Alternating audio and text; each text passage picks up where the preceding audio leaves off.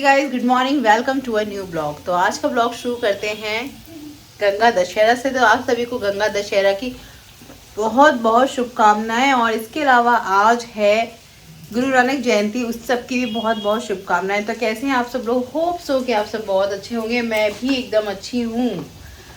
तो आज गंगा दशहरा पे हमारे यहाँ खिचड़ी बनती है, जो कि मैंने बनाई हुई है। काली दाल की बनती है, लेकिन सम्राट को खिचड़ी नहीं खानी, बच्चे बिल्कुल नहीं खाते। तो उसके लिए पोहा बना रही हूँ एंड यहाँ पे उसके लिए चाय बन रही है। उसने अभी तक ब्रेकफास्ट भी नहीं किया है। वो कह रहा है मैं खिचड़ी किसी कीमत पे मम्मी नहीं खाऊंगा।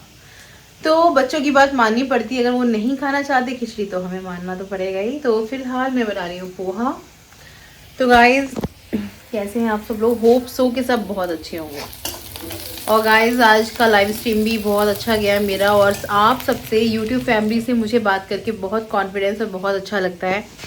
तो यूं ही बने रहिएगा मेरे साथ और प्लीज़ अपना आशीर्वाद देते रहिएगा, अपनी बेस्ट विशेस मेरे साथ रखिएगा, क्योंकि आप सबके से जो पॉजिटिव एनर्जी मिलती है ना, उसी के बलबूते पे मैं आज जो भी हूँ, आप सबकी बदौलत हूँ। तो आप सब हैं मेरा परिवार, और परिवार का साथ ज़िंदगी में होना बहुत ज़रूरी है। और आप सब हमेशा ऐसे ही मेरे साथ रहिएगा। तो आज गंगा जल डाल के ज़रूर नहाइएगा, क्योंकि गंगा दशहरा की यही है खासियत, क्योंकि आज के दिन गंगा जी धरती पर आई थी। A few moments later. कपड़े धो के सुखा दिए थे मैंने सुबह ही, और अब तो ऑलमोस्ट सारे कपड़े सूख से गए हैं। तो एक दिन बृहस्पतिवार को कपड़े ना धो, देखो कितने सारे कपड़े हो जाते हैं। तो फिलहाल मैं ये कपड़े जो जो सूख गए हैं उन्हें उठाती हूँ। और धूप तो इस समय तेज़ है, मौसम अच्छा हो रहा है अभी। मैं तो सोच रही हूँ अभी से धूप अच्छी लगने लगी तो सर्दी कितनी ज़्यादा आने वाली है। सब लोग बैठे हुए हैं बाहर। लोग अब धूप में बैठना शुरू करें। देखो ये बुजुर्ग अंकल हैं, कोई बैठे हुए हैं, सब बैठना शुरू कर रहे हैं। ये हमारा बैक साइड का एरिया है गाइस। चलिए काम पर लगते हैं और अपने कपड़े सारे के सारे जो सूखे हैं वो लेती हूँ, गरम कपड़े तय करती हूँ। और आज है गंगा दशहरा। Later. फाइनली मैं सामान लेने आ चुकी हूँ। तो यहाँ बहुत सारा ज्वेलरी का सामान है, तो आप भी आ सकते हैं। काशीपुर में ही है भाभी जी की शॉप, हमारे घर के पास। देखो कितने अच्छे अच्छे पर्स हैं, सब चीज़ें हैं। जरूर आइए, भाभी जी बहुत अच्छी सिलाई करती है, बहुत डिज़ाइनिंग वाली चीज़ें करती हैं भाभी जी। तो प्लीज़ ज़रूर आइएगा यहाँ पे, और प्लीज़ ज़रूर कराइए, क्योंकि आपको बहुत अच्छा लगेगा। इतना पास में इतना सब कुछ डिज़ाइनिंग वाला मिल जाएगा भाभी जी के पास। क्यों दीदी? हाँ।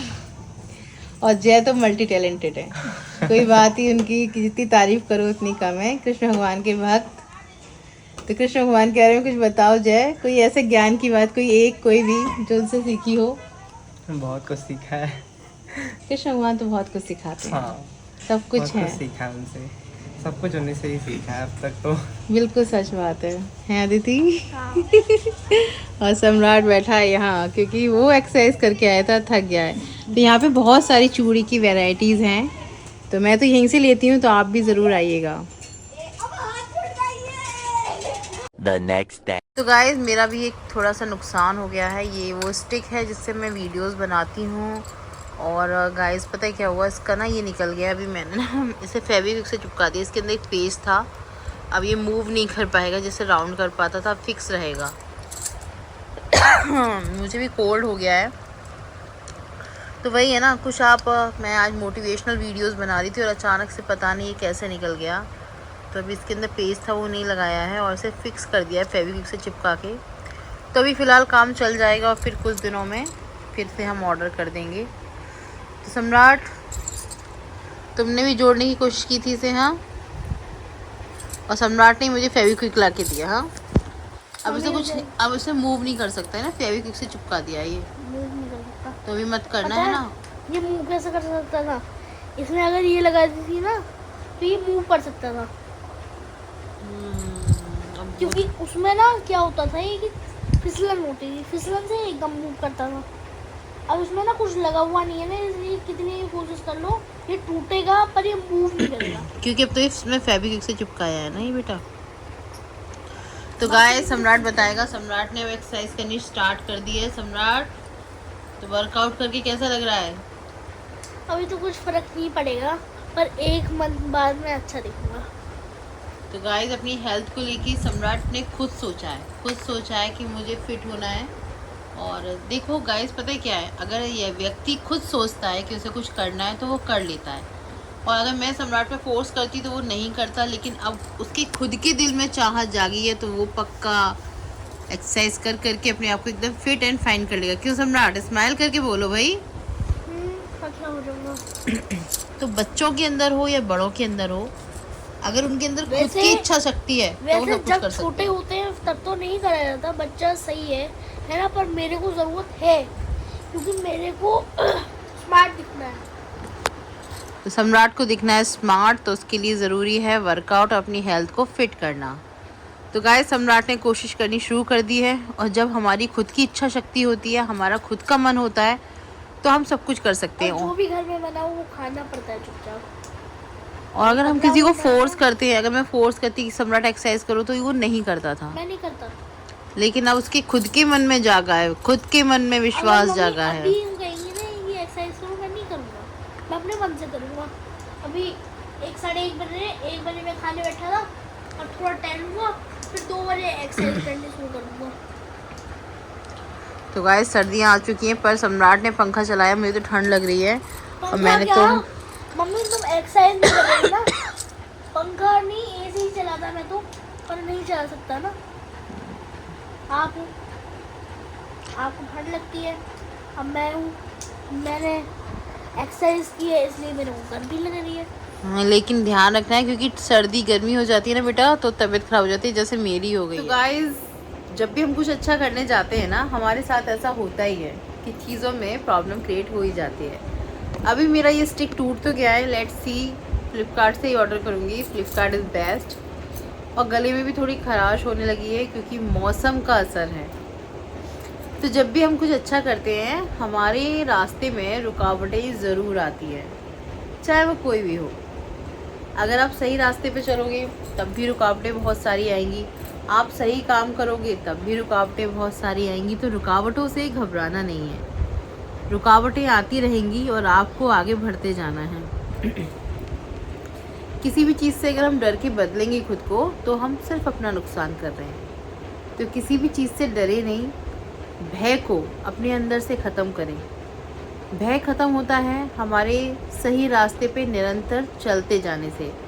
अगर हम हर समय प्रयास करेंगे, एक सही रास्ते पे सही तरीके से चलते जाएंगे, चाहे कितनी भी परेशानियां आएंगी, और हमने अगर दृढ़ निश्चय कर लिया है कि हमें सही रास्ते पे चलना है, तो हम चल सकते हैं। गलत रास्ता बहुत आसान होता है, सुकून भरा होता है, और सही रास्ता बहुत उथल पुथल भरा होता है। लोग आपको उतना प्यार नहीं कर पाते जो सही रास्ते पे होता है। जो गलत रास्ते पे होते हैं उनके दोस्त भी ज़्यादा होते हैं, जो सही रास्ते पे होते हैं उनके दोस्त कम होते हैं। अब आप तो देखते हैं लाइव स्ट्रीमिंग में, जो और ऐसी लाइव स्ट्रीमिंग चलती हैं, उसमें कितनी सारी भीड़ होती है, 200, 300, 1 के लोग एक बार में देख रहे होते हैं। और अगर हम सही बात कर रहे होते हैं, पॉजिटिविटी की बात कर रहे होते हैं, तो हमारे में मुश्किल से 2, 5, 10 ऐसे व्यूज़ आ पाते हैं। तो गाइस ये सच्चाई है, ऐसा होता है। सही और गलत रास्ते का यही अंतर होता है।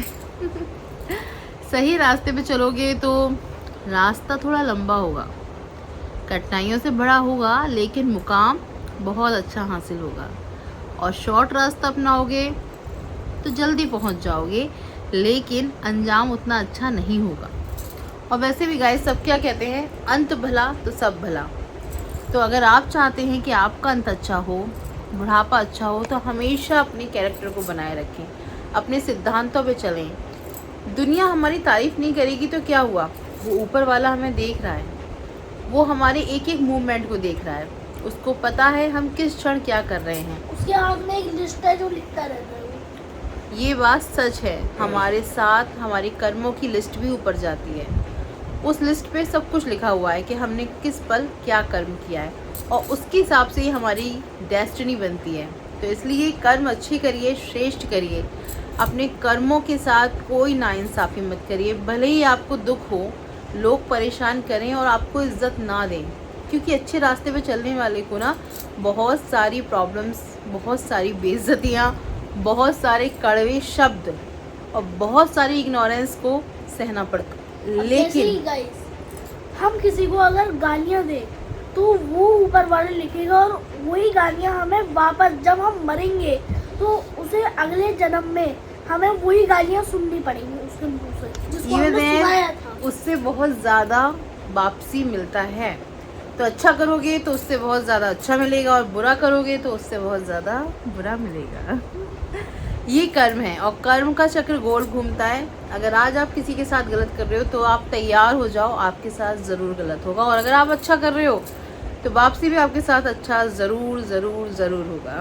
पर तो एक बार बस तो सोचो, भगवान के पास पेपर कैसे है और पेन कैसा है? भगवान हमें हर समय ऑब्जर्व कर रहे हैं। हमारे साथ 2 दूत होते हैं जो हर समय हमारी बातों को लिखते रहते हैं।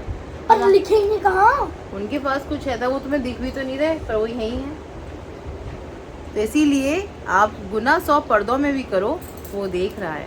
पर हमारे यहाँ तो हनुमान चालीसा बहुत जरूरत तो है, गाइस क्योंकि कब्रिस्तान के सामने हमारा ज़िंदगी में ज़रूरी क्या है? सबसे ज़्यादा ज़रूरी है सही रास्ते पे चलना, अच्छी चीज़ों को करना। तो अच्छी चीज़ें करते रहिए, सही करते रहिए, भले ही कितने अवरोध आएँ, पर आपको सक्सेस ज़रूर मिलेगी।